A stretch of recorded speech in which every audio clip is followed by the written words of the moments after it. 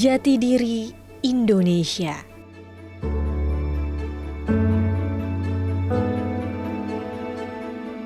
Hasta karya tangan wanita Nusantara.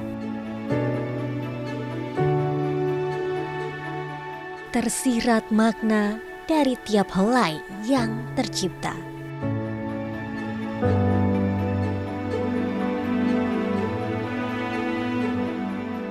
Nilai tinggi hasil perjuangan panjang menenun.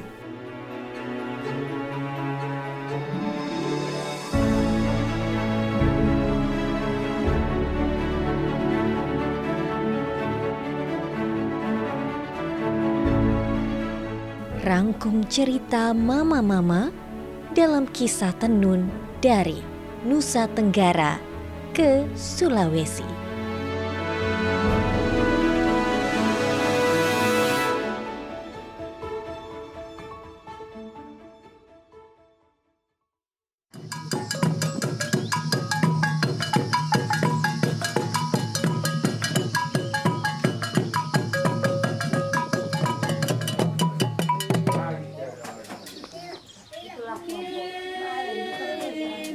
Ini adalah kelompok tenun Lawi Luja.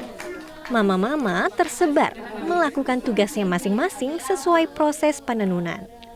Mulai dari gulung benang atau woe, menggulung dengan bambu atau niku, ani-ani atau goa, pete atau ikat, membentuk motif, dan menenun. Permisi, Mama. Mari, silakan duduk, Ibu. Iya, terima kasih. Dengan Mama siapa? Mama Yovita. Mama Yovita. Ini kan belakang Mama Yovita banyak motif ya? Ya. Ini ada artinya nggak setiap motif? Kalau ini sarungnya untuk laki-laki. Oh, berarti ada perbedaan ya, Mama? Iya. Sarung laki-laki dan perempuan? Perempuan, iya. Apa Kalau bedanya? ini perempuan, ini barisan sana perempuan, ujung tuh laki-laki. Oh, Ya, warna laki-laki. hitam tuh laki-laki, iya. Jadi laki-laki itu harus berwarna hitam dan ada birunya, benar? Birunya, iya. Benang ada biru sedikit, putihnya sedikit. Ada emasnya. Emasnya, itu yang laki-laki punya.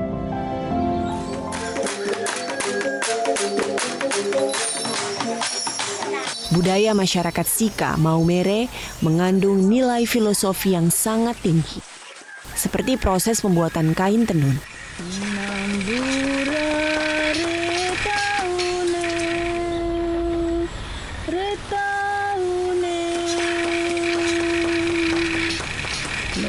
Mulai dari pengolahan kapas menjadi benang, pemintalan benang hingga pada proses menenun kain yang bisa menghabiskan waktu hingga 6 bulan. Dibutuhkan kesabaran, ketekunan, serta kegigihan untuk menghasilkan kain tenun yang berkualitas. Eksotisme timur Indonesia tak sekedar pantai, seperti sisi lain kearifan lokal, kebudayaan yang begitu kental dan sangat cantik di mata dunia.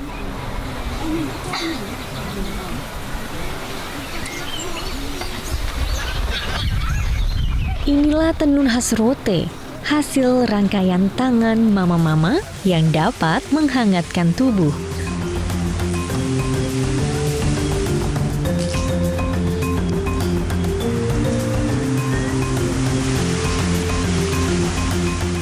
Proses menenun tidaklah mudah, harus melalui gulung benang, kemudian dilolo, lalu diikat, atau membentuk motif, dan yang terakhir ialah tenun. Mama, saya boleh nanya-nanya sedikit tentang pembuatan kain tenun? Boleh. Kalau proses pertamanya yang mana, Mama? Proses pertamanya dari gulung benang. Gulung benang, Kemudian di ini yang Mama lakukan sekarang. Ya. Yang ketiga, Yang ketiga ikat. ikat ini motif ya, Mama ya? Ya, motif rote. Saya boleh coba ya, Mama ya? Ikutin proses yang Mama lakukan ini. Ya, boleh.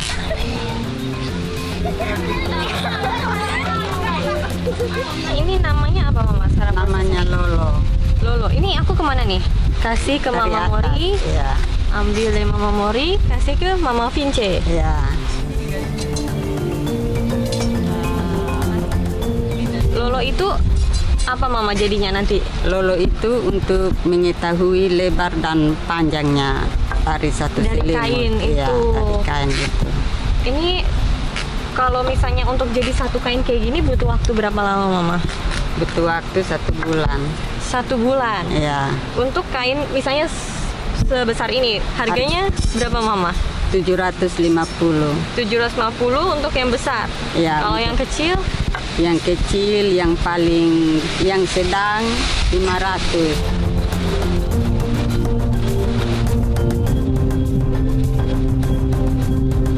kain tenun khas Rote memiliki ciri khas yaitu warna hitam, merah, dan putih. Sedangkan warna kuning ini adalah kreasi mereka. Dan uniknya adalah di motif seperti ini. Ini motif pinang, kemudian juga ini motif salib, dan ini motif bulu babi.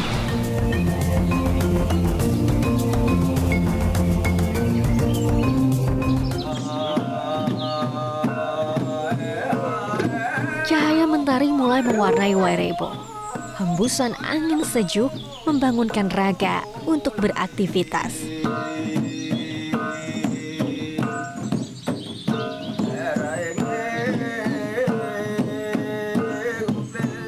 Desa Wairebo memiliki khas tenun bermotif Manggarai dan memiliki warna yang lebih cerah. Ini proses membuatnya berapa lama biasanya, Mama? Kalau yang motif kayak gini kurang lebih selama 3 bulan. 3 bulan? Iya. Ini satu selimut panjang gitu ya, Mama? Iya, ukurannya 4 meter panjangnya. Oh, 4 meter. Iya. Ini nanti saya bisa ikut mencoba, Mama? Iya, boleh. Ya. Ini aku gimana, Mama?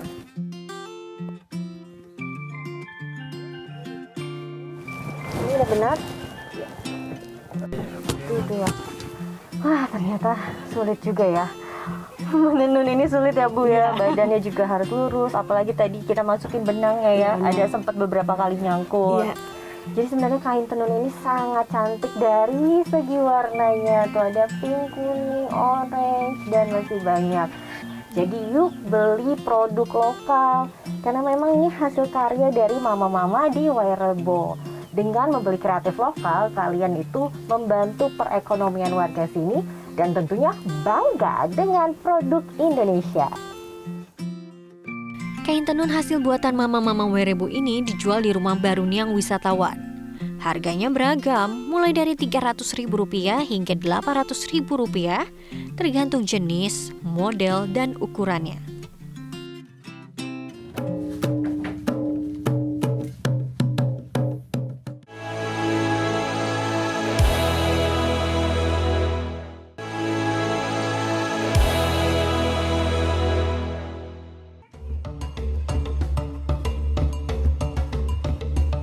Dalam rangkaian Festival Pasola tahun ini, tenun menjadi salah satu yang juga diunggulkan. Dan bukan rahasia, kain tenun Sumba adalah salah satu kain paling indah di negeri ini. Masing-masing daerah memiliki ragam motif dan corak tersendiri. Di wilayah Wanokaka, Lamboya, dan Tanarigu, ada kain panggiling, pahikung, dan pawora. Pahikung adalah kain yang dibuat dengan teknik ikat.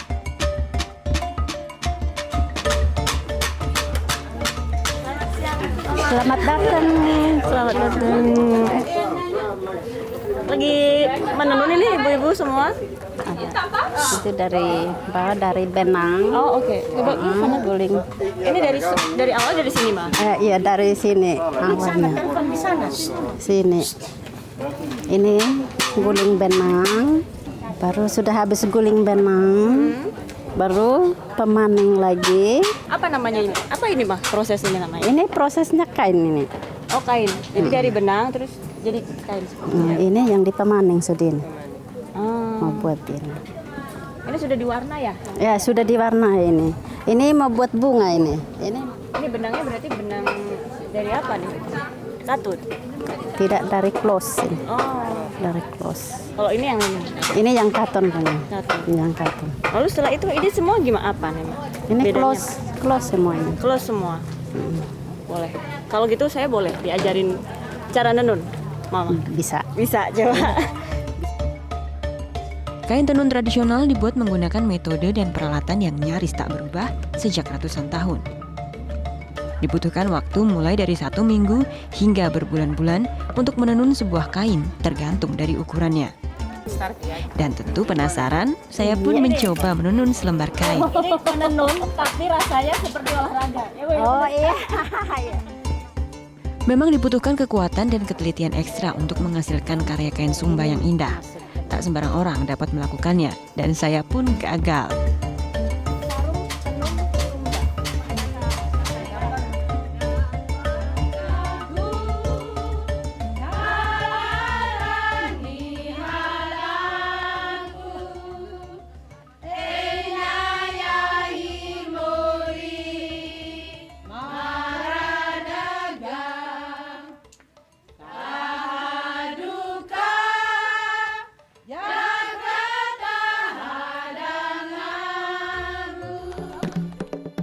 Di kampung adat ini masih berdiri rumah adat asli Belu.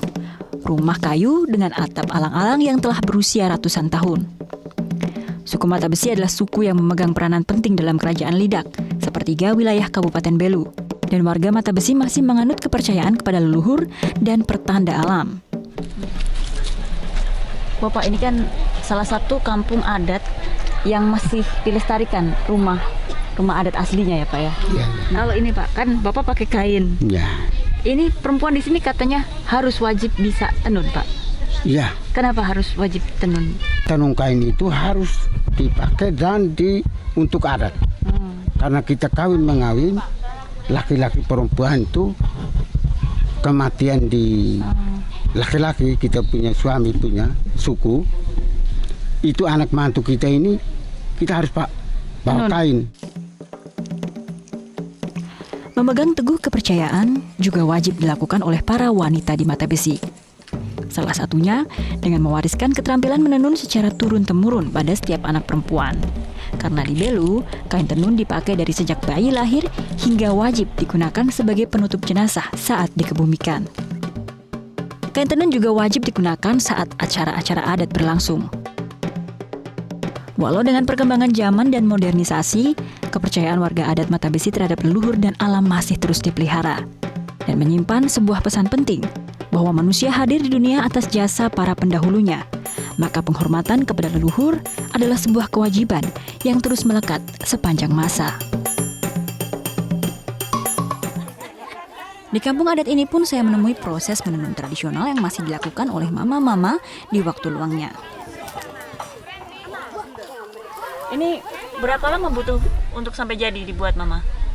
1 bulan. 1 bulan. Ini 1 bulan. sudah Iya. berapa lama ini? Ini sudah 2 minggu Sudah lebih. 2 minggu. 2 minggu lebih ya. Ya. Kalau Iya. saya lihat nih ada detail-detail yang kita tidak bisa temui di kain tenun NTT lain ya Pak ya. Kalau Ya. khusus di Nagekyo nih. Yang kuning-kuning ini tuh apa artinya Pak, lambang-lambang itu?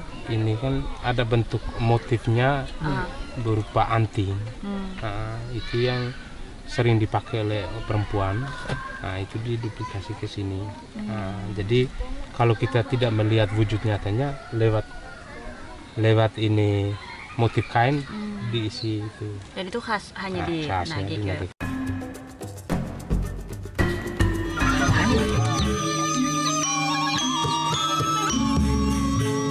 Pergi ke Lombok tak lengkap rasanya jika tak menyaksikan tradisi yang menjadi kebanggaan masyarakat.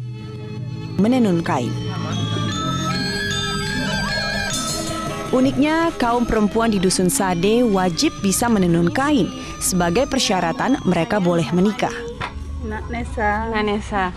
Ina Nesa ini lagi bikin motif apa tenunannya? motif rore. Rore. Kalau menenun itu di sini memang sudah menjadi tradisi ya? Iya. Kenapa begitu? Karena di umur kecil ini harus bisa nanam dulu baru boleh kawin kalau orang sini. Jadi kewajiban untuk semua perempuan di sini untuk belajar menenunnya. Iya nanam. Saya boleh coba? Ayo. Nah,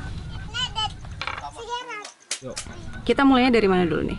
Ini. Iya. Kita dorong ke belakang, Iya, diayun ke belakang. Kemudian itu udah masuk benangnya. Ini keluar kayunya. Ini Tarik keluar. tarik keluar. Iya. Masuk sini.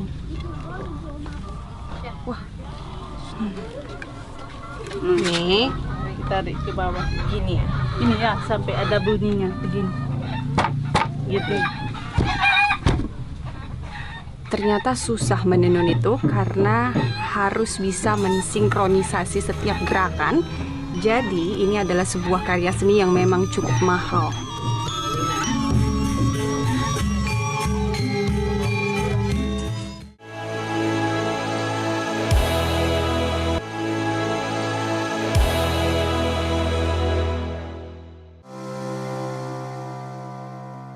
Selain dikenal dengan sejarahnya, Baubau juga dikenal dengan budayanya yang masih sangat kental. Di Baubau ada sebuah kampung namanya Kampung Sulaa. Di sini disebut sebagai Kampung Tenun. Kenapa disebut sebagai Kampung Tenun? Karena di sini mayoritas ibu-ibunya menenun dan menjadikan tenun sebagai profesi mereka. Namanya Kampung Sulaa. Jaraknya dekat kok dari kota, hanya kurang lebih 15 menit.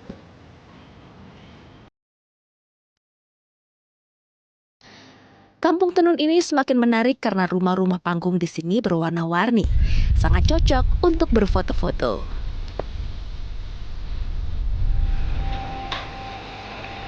Ibu-ibu di Kampung Tenun Sulaa ini menenun di bawah rumah panggung mereka.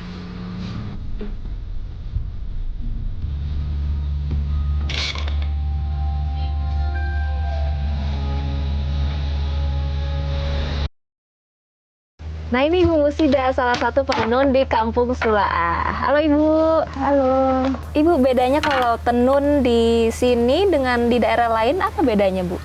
Untuk motif, kalau yang garis lurus itu untuk dipakai sama gadis atau perempuan. Kalau yang kotak-kotak begini untuk bapak-bapak atau laki-laki. Harganya berapa ini, Bu, tenunnya? Yang motif begini 250. Kalau yang begini kan ada benang mengkilatnya, jadi ini 300. Nah, caranya gimana sih, Bu, nenunnya? Masuk begini, terus diketok gini, terus masukkan teropong. Saya mau coba, boleh nggak, Bu? Boleh.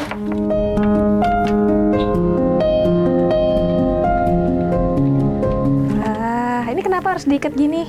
Ini tempat sandar supaya mengetuk itu, supaya mengetuk itu bisa kencang.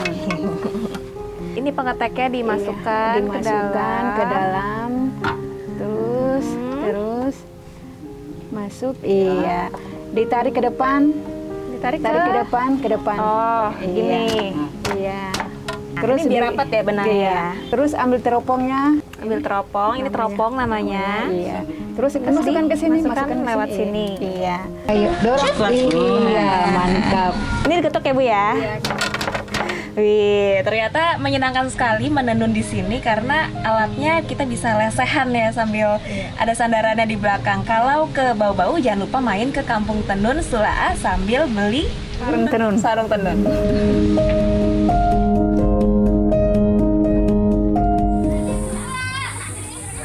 Kembali berjalan di sekitaran desa Wasuwemda. Saya akan mengunjungi sebuah rumah dengan penenun songket yang sudah turun-temurun. Saya kan melihat perbedaannya di sini ya, Bu. Ini benangnya seperti mengkilap gitu warnanya. Itu oh, ini tapi benang baju. Bisa dicuci aman, tidak rusak. Aman, tidak akan rusak. Jangan sikat. Oh, nah itu biasanya warna alami pakai apa, Ibu? Pakai pohon atau pakai buah? Pohon nangka. Mahoni. Ya, mahoni itu kan jadi coklat. Ada yang coklat, ada yang merah. Ya. Kalau pohon nangka itu jadi warna apa, Ibu? Kuning. Itu kuning. Ya, ada kuning. Bisa seperti ini ya, warna kuningnya ya. Ini pesanan orang ini. Ini semua yang digantung juga pesanan orang. Dari Ternate. Dari Ternate. Dari mana saja, Bu? Kalau luar Sulawesi selain Ternate? Ternate, di Ambon, di Kendari. Oh, banyak berarti ya, tidak hanya dari Buton, dari Baubau saja. Ibu Waosi membutuhkan waktu 4-6 hari untuk menenun kain dengan panjang 4 meter. Semuanya tergantung pada motif. Motif kain kotak-kotak biasanya diperuntukkan bagi pria, sedangkan bergaris panjang untuk wanita. Selain penghasil padi terbaik, Kecamatan Rongkong khususnya di Dusun Salurante ini adalah satu-satunya dusun dengan warisan tenun tradisional di Kabupaten Lubu Utara. Mulai dari benang yang dipintal dari kapas, proses penenunan, hingga pewarnaan, semua dikerjakan secara tradisional. Pewarna alami diracik dari tanaman yang ditanam di sekitar dusun, dan prosesnya pun dilakukan dengan tekun. Tak heran jika untuk membuat satu lembar kain tenun dapat memakan waktu hingga berbulan-bulan. Dari pemandangannya yang indah dan tenun uniknya, Salurante menjadi salah satu lokasi wisata yang wajib dikunjungi di Luwu Utara. Ini kan satu-satunya yang ada tenun di Luwu Utara ini ya, Mbak ya? Iya. Nah, tapi kan nggak cuman ada di sini tok kan ini tenunnya ini kan? Sudah dibawa kemana aja sih sebenarnya tenun ini? Biasanya itu kita bawa ke pameran. Kemarin ada yang terakhir di FKN di Palopo. Terus ada juga biasanya turis ke sini dari Belanda, dari Brasil juga ada. Turis-turis gitu? Iya. Selain itu mereka sendiri yang datang ke sini. Mereka pilih sendiri? Iya, pilih sendiri. Iya. Kalau dilihat ini kan semuanya masih dari alam ya, Mbak? Iya. Emang ini semua bahan dari ujung sampai ujung harus alami dari alam, tenunnya juga dari alam. Dan berapa lama sih gitu membuat sampai jadi gitu? Tanaman bahannya itu semuanya masih alami, dari daun-daun dengan akar akar kayu. Itu pembuatannya itu paling sebentar itu 3 bulan. Paling sebentar itu pun hanya selendang kecil. Kalau yang sudah besar itu biasanya bertahun-tahun baru jadi. Tahun-tahun baru ya. Berarti selain menjual tenun ini kan di sini kalau ada Pok Darwis berarti ada wisata juga. Iya, ada. Nah, yang pengelolaan wisata ini gimana, Mbak? Kalau Mbak kan melihat sebagai bendahara apalagi nih pasti tahu kan sebelum jalannya diperbaiki sama setelah diperbaiki itu perbedaannya kayak apa sih? Ya, sebelum diperbaiki itu ya, kita masih susah, Mbak, masih sedikit. Setelah jalannya diperbaiki ya alhamdulillah sekarang sudah lebih banyak dari yang sebelum-sebelumnya. Berapa, Mbak, kalau diperbandingkan gitu? Perbandingannya itu sekitar 50% meningkat lah. Lebih dari 50% ya. meningkat. Hawa sejuk di Salurante Rongkong seolah menjadi pembuka untuk terus menelusuri indahnya Kabupaten Luwu Utara hingga mencapai Kecamatan Seko nantinya. Metro TV. Jelajahi cara baru mendapatkan informasi. Download Metro TV Extend sekarang.